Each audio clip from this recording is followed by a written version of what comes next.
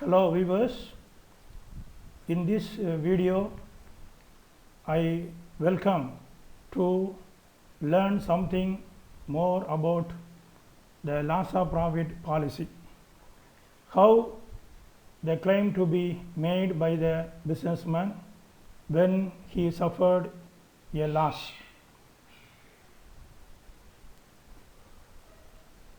For that particular topic, we have some clarification or we have some knowledge about the technical terms used in the particular topic.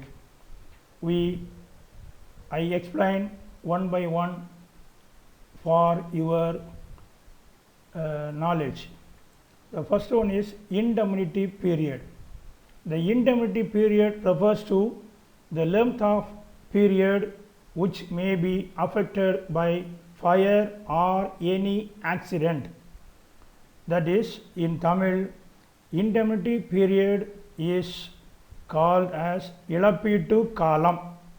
If the business met an accident or fire or any other natural calamities that can be affected the business of the particular person, so he take a insurance policy to cover the loss of profit.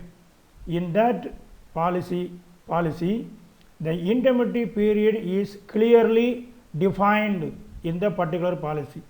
இப்போ இந்த இழப்பீட்டு காலங்கிறது அந்த பாலிசியில் கரெக்டாக எத்தனை மாதங்கள், how many months அப்படிங்கிறது கரெக்டாக அதில் சொல்லியிருக்கணும்.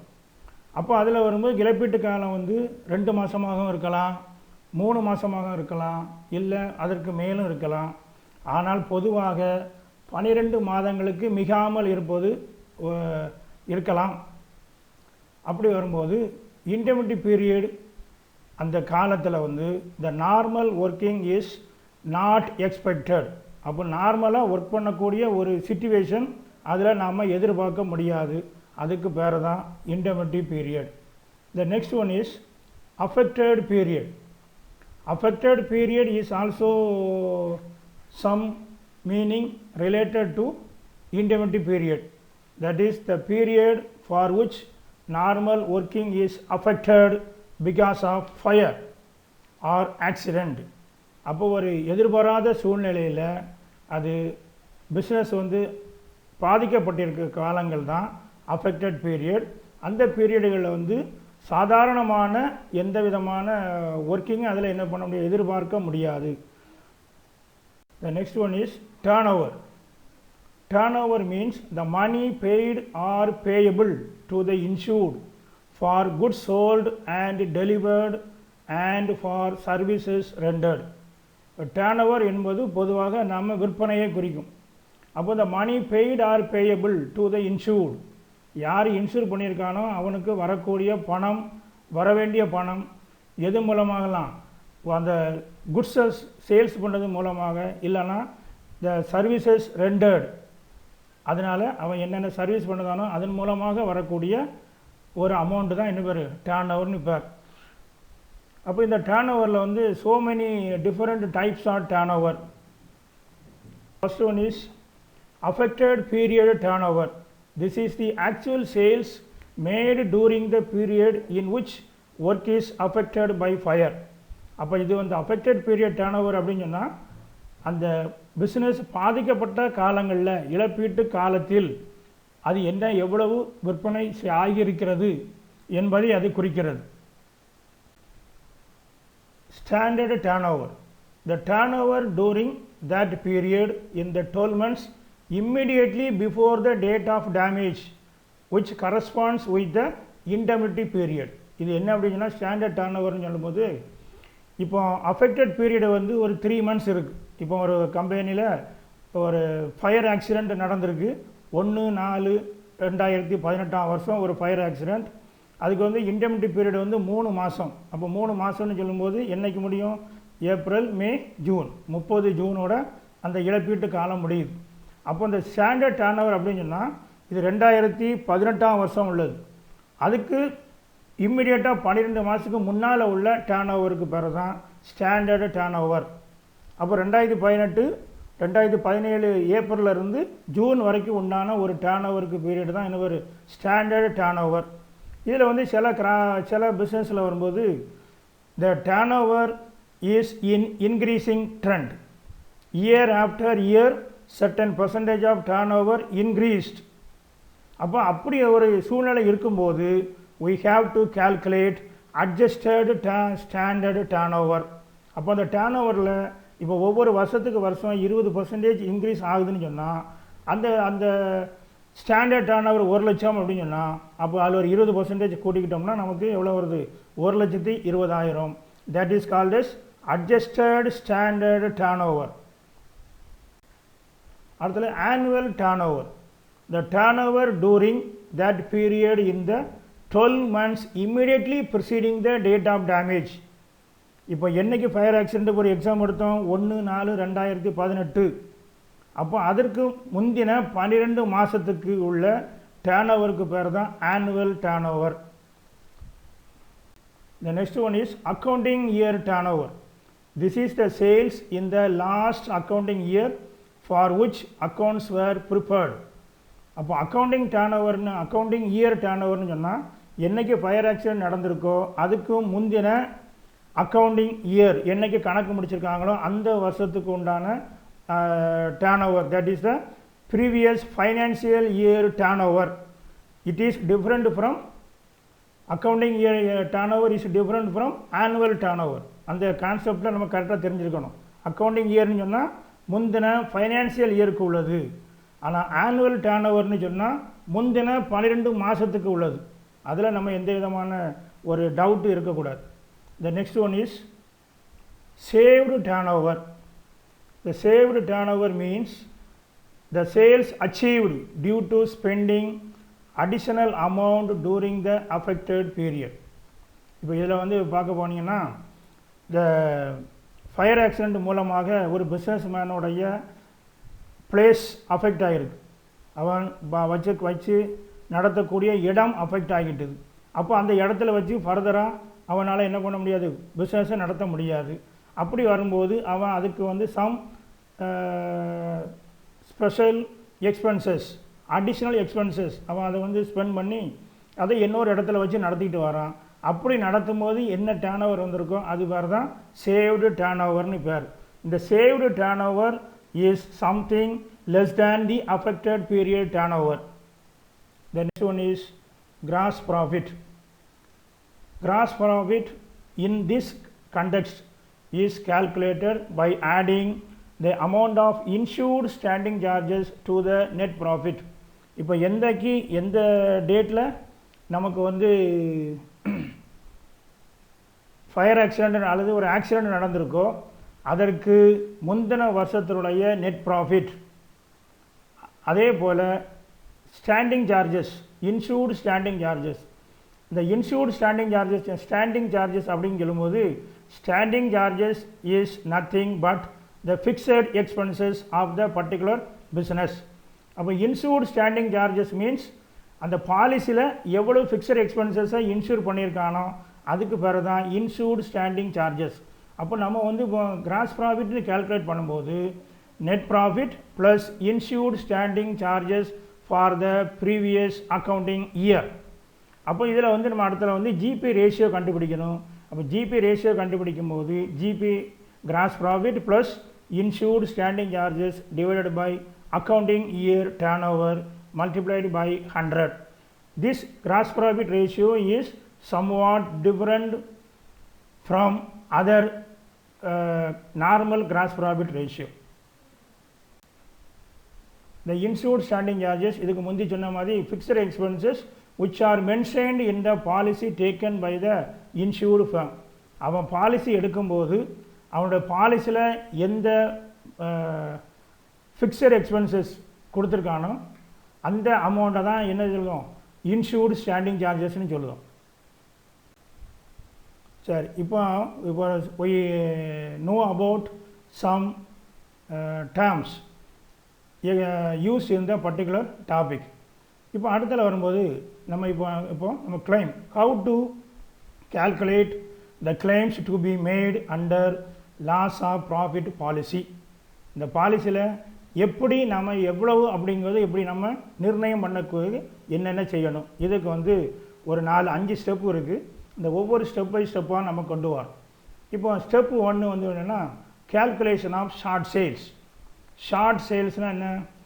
த difference between standard turnover and affected period sales or turnover. Standard turnover or adjusted standard turnover. இந்த ஸ்டாண்டர்ட் டர்ன் ஓவர்னால் எப்படி சொன்னோம், என்றைக்கு ஃபயர் ஆக்சிடெண்ட் நடந்திருக்கோ அந்த எந்த இன்டர்மீடியட் பீரியடோ அந்த பீரியடில் ப்ரிசீடிங் இயரில் உள்ள சேல்ஸ் தான் ஸ்டாண்டர்ட் டர்ன் ஓவர்னு சொல்லுவோம். அதில் வந்து எந்த விதமாக ஏதாயிலும் இன்க்ரீஸ் ட்ரெண்டு அல்லது டிக்ரீஸ் ட்ரெண்டு இருந்துச்சுன்னு சொன்னால் that can B adjusted in the standard turn over. That can be called as adjusted standard turn over. இதுக்கும் அஃபெக்டட் பீரியட் சேல்ஸுக்கு உள்ள டிஃப்ரென்ஸ் பேர் தான் ஷார்ட் சேல்ஸ். அடுத்த ரெண்டாவது வந்து கிராஸ் ப்ராஃபிட். கிராஸ் ப்ராஃபிட் அப்படின்னு சொன்னால் இந்த ஷார்ட் சேல்ஸ் இதை கிராஸ் ப்ராஃபிட் ரேட்டால் மல்டிப்ளை பண்ணோம்னு சொன்னால் வரக்கூடிய அமௌண்ட் தான் என்னது கிராஸ் ப்ராஃபிட். அதில் மூணாவது வந்து கிளைம் டு பி லாட்ஜ். இந்த கிளைம் டு பி லாட்ஜில் வரும்போது அதுக்கு முன்னாலே நம்ம ஒரு ஒரு டேர்ம்ஸ் நம்ம கண்டுபிடிக்க தெரிய வேண்டியிருக்கு. இது என்னென்னு சொன்னால் increase cost of working. The increase cost of working means the expenses incurred additionally to maintain some amount of turnover or to maintain the business in the indemnity period. இந்த இழப்பீட்டு காலத்தில் நாம் வந்து பிஸ்னஸை மெயின்டைன் பண்ணதுக்காக செலவு பண்ணக்கூடிய அடிஷ்னலாக செலவு பண்ணக்கூடிய ஒரு எக்ஸ்பென்சஸ்க்கு பேர் தான் இன்க்ரீஸ் காஸ்ட் ஆஃப் ஒர்க்கிங். இப்போ இந்த இன்க்ரீஸ் காஸ்ட் ஆஃப் ஒர்க்கிங் வந்து முழு அமௌண்ட்டையும் கிளைமில் நம்ம கொண்டு வர முடியாது. அதுக்கு ஒரு சில கண்டிஷன்ஸ் இருக்குது. The lowest of the following கொடுத்து ஒரு 3 பாயிண்ட் கொடுத்துருக்கோம். ஒன்று வந்து actual increase cost of working. இந்த actual increase cost of working in the particular problem they clearly mentioned the amount of actual increase cost of working இவ்வளவுன்னு கொடுத்துருப்பாங்க. அதுக்கு அடுத்தல கொடுத்துருப்பாங்க the gross profit on sales affected by increased cost of working. இந்த increased cost of workingனால என்ன sales அடிஷ்னலாக maintain பண்ணியிருக்காங்க, என்ன sales effect ஆகிருக்கு அப்படிங்கிறது கொடுத்துருக்கோம் கணக்கில். அப்போ அந்த சேல்ஸை இந்த ஜிபி ரேட் நம்ம ஏற்கனவே கண்டுபிடிச்சி வச்சுருக்கோம். அந்த ஜிபி ரேட்டை வச்சு இந்த எஃபெக்டட் சேல்ஸை நம்ம மல்டிப்ளை பண்ணோம்னு சொன்னால் அது வந்து gross profit on sales affected by increase cost of working. ஆனால் தேர்ட் ஒன் இஸ் இந்த தேர்ட் ஒன்னில் வந்து நம்ம பார்க்கும்போது என்ன ஃபார்முலா கொடுத்துருக்கோம்னா net profit plus insured standing charges divided by net profit plus all standing charges into actual increase cost of working. இப்போ இதில் வரும்போது ஒரே ஒரு பாயிண்ட் வேணும். இந்த பர்டிகுலர் பாலிசியில் particular concern insured all standing charges, அவன் எல்லா ஸ்டாண்டிங் சார்ஜஸையும் இன்சூர் பண்ணியிருந்தால் there is no necessity to calculate the third point. அவன் வந்து ஒரு பகுதியை மட்டும் இன்சூர் பண்ணி இப்போ ஸ்டாண்டிங் சார்ஜஸில் ஒரு பகுதியை இன்சூர் பண்ணி இன்னொரு பகுதி இன்சூர் பண்ணலைன்னு சொன்னால் அப்படி ஒரு partly standing charges are covered in the insurance policy. we go through the third step, that is net profit plus insured standing charges by net profit plus all standing charges into actual increase cost of working. இந்த இதில் 3ல் எது குறைவான அமௌண்ட்டோ அதை தான் நம்ம என்ன பண்ணணும், கிளைமுக்கு எடுக்க முடியும். அடுத்தல claim to be lodged. The particular statement can be prepared by the student for how much amount to be claimed in the particular cases. The first one is GP on short sales. GP on short sales means gross profit on short sales. The short sales என்ன சொன்னோம், the difference between standard sales and affected period sales. அதை நம்ம gross profit ரேட்டை வச்சு பெருக்கிட்டோம்னு சொன்னால் அந்த GB on short sales வந்துடும். இதை விட எதை ஆட் பண்ணணும், இந்த 4th ஸ்டெப்பில் பார்த்த இன்க்ரீஸ் காஸ்ட் ஆஃப் ஒர்க்கிங் அந்த 3 பாயிண்டில் எது லீஸ்ட் பாயிண்ட்டோ அந்த அமௌண்ட்டை இதோட ஆட் பண்ணணும். அதில் இருந்து சேவ்டு எக்ஸ்பென்சஸ்ன்னு சொல்லி கணக்கில் கொடுத்துருக்கோம். அந்த சேவ்டு எக்ஸ்பென்சஸை நாம் என்ன பண்ணணும், அதை கழிச்சு வரக்கூடிய அமௌண்ட்டு பேர் தான் gross claim to be lodge. இப்போ இதில் ஒன்று நம்ம தெரிய வேண்டியது என்ன இருக்குன்னு சொன்னால் சில கணக்கில் வந்து சேவ்டு எக்ஸ்பென்சஸ் பெர் ஆனம், ஒரு வருஷத்துக்கு சேவ்டு எக்ஸ்பென்சஸ் எவ்வளவு அப்படின்னு கொடுத்துருப்பாங்க. இந்த saved expenses means saved standing charges. அப்போ ஒரு வருஷத்துக்கு இவ்வளோ அமௌண்ட்டு சேவ் ஆகிருக்கு, சில அடிஷ்னல் எஃபர்ட் எடுத்ததுனால நமக்கு வந்து இந்த மாதிரியான இது இருக்குங்கிறத கொடுத்துருப்பாங்க. அப்போ அந்த மாதிரி பெர் இயர்னு கொடுத்துருந்தேன்னு சொன்னால் நம்மளுடைய இன்டர்மீடியட் பீரியட் எத்தனை மாதமோ அதுக்கு ப்ரொபோர்ஷனேட்டாக நம்ம என்ன பண்ணணும், அந்த அமௌண்ட்டில் கேல்குலேட் பண்ணி கொண்டு வரணும். சும்மா எடுத்த உடனே சேவ்டு எக்ஸ்பென்சஸ் அல்லது சேவிங் இன் ஸ்டாண்டிங் சார்ஜஸ் அப்படி சொன்ன உடனே அதை கொடுத்துடக்கூடாது. அதில் உள்ள நம்ம உள்ள ஆழமான ஒரு இதை நம்ம என்ன பண்ணணும், கட்டாயமாக தெரிஞ்சுக்கிட்டு அதுக்கப்புறம் பார்க்கணும். அப்படி வரும்போது வருஷத்துக்கு கொடுத்துருந்தால் அந்த இன்டர்மீடியட் பீரியடுக்கு உண்டான ப்ரொபோர்ஷனேட் அமௌண்ட்டை என்ன பண்ணணும், கேல்குலேட் பண்ணி இதில் கொண்டு வரணும். மற்றபடி அதில் இருக்கிறது எல்லாமே இதை என்ன பண்ணிடலாம், கொண்டு வந்துக்கலாம். அப்படி வரும்போது இதுக்கு இதுக்கு வரதான் என்ன ஒரு டோட்டல் கிளைம் டு பி லாட்ஜ்ட். அதுக்கு அடுத்த இன்னும் ஒரே ஒரு இது இருக்குது, அப்ளிகேஷன் ஆஃப் ஆவரேஜ் கிளாஸ்ன்னு இருக்குது. ஆவரேஜ் கிளாஸ்னால் என்ன, இப்போ வந்து நம்ம கிராஸ் ப்ராஃபிட்டை எல்லா டோட்டல் கிராஸ் ப்ராஃபிட்டை என்ன பண்ணியிருக்க முடியாது, இன்சூர் பண்ணியிருக்க முடியாது. சிலர் வந்து இன்சூர்டு வேல்யூ அதிகமாக பண்ணியிருக்கலாம், சிலர் வந்து குறையாக பண்ணியிருக்கலாம். அப்போ எப்போ எந்த சூழ்நிலையில் நம்ம இதை ஆவரேஜ் கிளாஸை அப்ளை பண்ணணும்னு பார்க்கணும். போகும்போது if the insured value is less than the gross profit on annual turnover or adjusted annual turnover the average clause will be applied. அப்படின்னா என்ன, இந்த gross profit on annual turnover or adjusted turnover. Annual டர்ன் ஓவர்னு என்ன, என்னைய தேதியில் நமக்கு வந்து ஆக்சிடெண்ட் நடந்திருக்கோ, பிஸ்னஸ் அஃபெக்ட் ஆகிருக்கோ, அதற்கு முந்தின 12 மாதம் preceding 12 month sales, that is the annual turnover. அந்த டர்ன் ஓவரில் நம்மளோட கண்டுபிடிச்சி வச்சுருக்கக்கூடிய ஜிபி ரேட்டை கண்டுபிடிக்கணும். ஜிபி ரேட்டை அப்ளை பண்ணி அந்த அமௌண்ட்டை கண்டுபிடிக்கணும். இதில் சில நேரங்களில் சில கணக்குகளில் இந்த turn over is increase year after year. இப்போ ஒரு வருஷம் வந்து 1 லட்ச ரூபா இருக்குது, நெக்ஸ்ட் இயரில் வந்து 1,20,000 ரூபா இருக்குது, அதுக்கு அடுத்த வருஷம் 1,44,000 ரூபா வருது, அதுக்கு அடுத்த வருஷம் 1,76,000 போயிட்டே இருக்குது. அப்போ வரும்போது நம்ம இதை கேல்குலேட் பண்ணி பார்த்தோம்னா the particular business concern sales increases year after year 20% of the preceding year. முந்தின வருஷத்தினோட சேல்ஸை விட நெக்ஸ்ட் இயரோடைய சேல்ஸ் வந்து 20% இன்க்ரீஸ் ஆகிட்டே இருக்குது. The particular increase is maintained by the business in the forthcoming years also. அவள் வரக்கூடிய நாட்கள்லையும் அதே மாதிரி அவன் மெயின்டைன் பண்ண முடியும், அவனுடைய பிஸ்னஸ் கண்டிஷன் அப்படி இருக்குது. அப்படி வரும்போது நம்ம கட்டாயமாக அந்த 20% நம்ம கட்டாயமாக கணக்கில் எடுக்கணும். அப்போ ஆனுவல் டர்ன் ஓவர் அதை விட ஒரு 20% இன்க்ரீஸுங்கும் போது கூட ஒரு 20% கூட்டிங்கன்னா that can be called as adjusted annual turnover. அப்போ இந்த ஆவரேஜ் கிளாஸ் அப்ளை பண்ணதுக்கு கிராஸ் ப்ராஃபிட் எதில் தான் கண்டுபிடிக்கணும், அட்ஜஸ்டட் ஆனுவல் டர்ன் ஓவரில் தான் கண்டுபிடிக்கணும். இப்போ எந்த விதமான இன்க்ரீஸ் ட்ரெண்டு அவன் கொடுக்கலன்னு சொன்னால் நமக்கு பிரச்சனையே கிடையாது.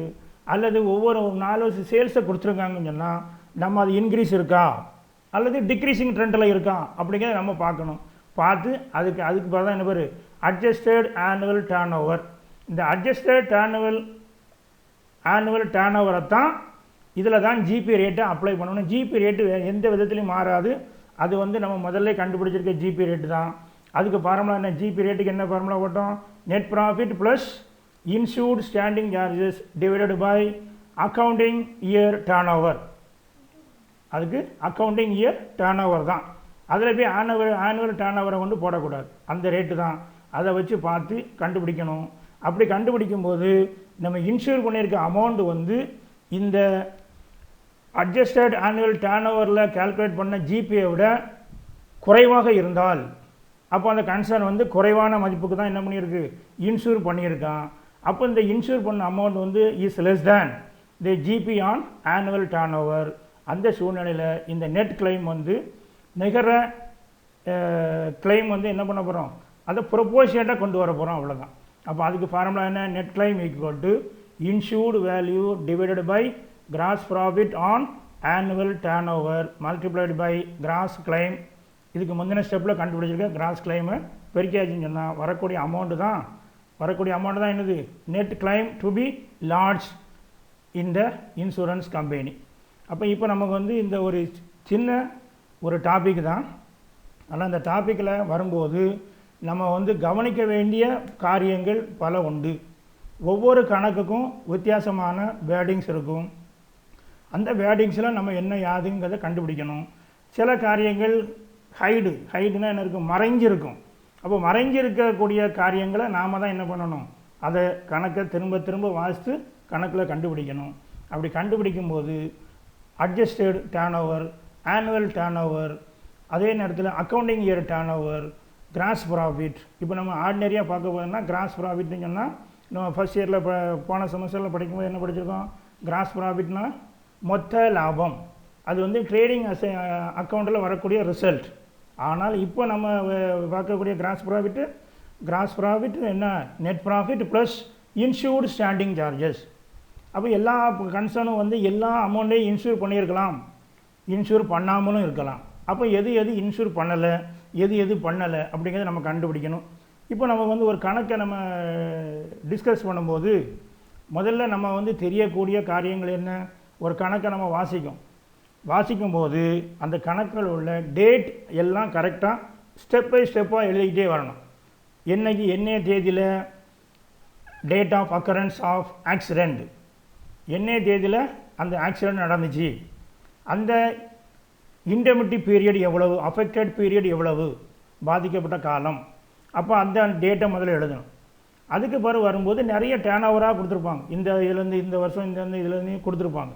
அப்போ அப்படி வரும்போது நமக்கு வேண்டியது என்னென்ன வேணும், நமக்கு ஆனுவல் டர்ன் ஓவர் வேணும், அக்கௌண்டிங் இயர் டர்ன் ஓவர் வேணும், வெதர் எனி இன்க்ரீஸ் ஆர் டிக்ரீஸுங்கிறது வேணும், standing charges, total standing charges எவ்வளவு, இன்சூர்டு ஸ்டாண்டிங் சார்ஜஸ் எவ்வளவு, அப்போ அன்இன்சூர்டு ஸ்டாண்டிங் சார்ஜஸ் எவ்வளவு. இதை நம்ம எதை வச்சு கண்டுபிடிச்சிக்கலாம், டோட்டல் ஸ்டாண்டிங் சார்ஜஸ்லேருந்து இன்சூர்டு வேல்யூ ஆஃப் ஸ்டாண்டிங் சார்ஜஸை கழிச்சிட்டு நம்ம என்ன பண்ணிடலாம், அன்இன்சூர்டு அமௌண்ட் எவ்வளோன்னு கண்டுபிடிச்சிக்கலாம். அப்படி வரும்போது தான் நமக்கு இந்த இதெல்லாம் கண்டுபிடிக்க வரோம். அநேகமான ஒரு கணக்குகளில் வந்து எல்லா பாயிண்ட்டுகளும் இருக்கும். நாம் அதுக்கு தக்க என்ன பண்ணணும், ஒவ்வொன்றா எழுதி டேட் வைஸ் எழுதி எது அப்படிங்கிறத கரெக்டாக எழுதணும்.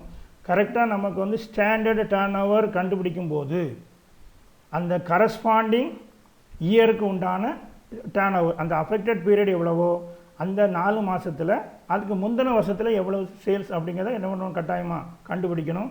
அதுலேயும் அட்ஜஸ்டட் ஸ்டாண்டர்ட் டர்ன் ஓவர் இருக்குது, அந்த இன்க்ரீஸாக டிக்ரீஸு ட்ரெண்டானு கண்டுபிடிச்சி அதை நம்ம என்ன பண்ணணும், கண்டுபிடிக்கணும். அப்படி கண்டுபிடிச்சி கொண்டு வரும்போது தான் ஒரு தெளிவான ஒரு முடிவுக்கு நம்ம வரலாம். அந்த கான்செப்டுகளை வந்து என்ன பண்ணணும், கரெக்டாக டவுட் இல்லாமல் தெரிஞ்சிருக்கணும். இதை நமக்கு ஒரு அபியாசப்படுத்தி பார்க்கும்போது ஒரு கணக்குக்கு 2 கணக்கோ 3 கணக்குகளோ நம்ம ப்ராப்ளத்தை ஒர்க் அவுட் பண்ணும்போது தான் அதில் உள்ள கரெக்டான நெளிவு சுழிவுகள் என்னென்ன பிரச்சனைகள்லாம் இருக்குது அப்படிங்கிறது என்ன செய்யும், நமக்கு தெரியும். அதை நம்ம கொஞ்சம் ஹார்ட் ஒர்க் பண்ணி நம்ம என்ன பண்ணிக்கலாம், கொஞ்சம் தெரிஞ்சுக்கிடலாம். இது வந்து this is the theoretical part of the particular loss of profit policy. If you go through the textbook referred by the university, first you solve the illustrate example, worked out examples. அதை நம்ம என்ன பண்ணணும், முதல்ல தெளிவாக நம்மளே வாசித்து நாமளே அந்த சொல்யூஷனை ஒர்க் அவுட் பண்ணி நம்மளுடைய ஆன்சரையை அந்த ஆன்சரோட கம்பேர் பண்ணி பார்க்கணும். அப்படி கம்பேர் பண்ணி பார்க்கும்போது அது நம்ம செஞ்சது கரெக்டாக இல்லை, நம்மளுடைய answer is something different from the particular answer given in the problem. அப்போ நம்ம என்னென்ன மிஸ்டேக் பண்ணியிருக்கோம் அப்படிங்கிறத நம்ம என்ன பண்ணணும், 1 by 1 அப்படியே கொண்டு வந்துக்கிட்டே வரணும்.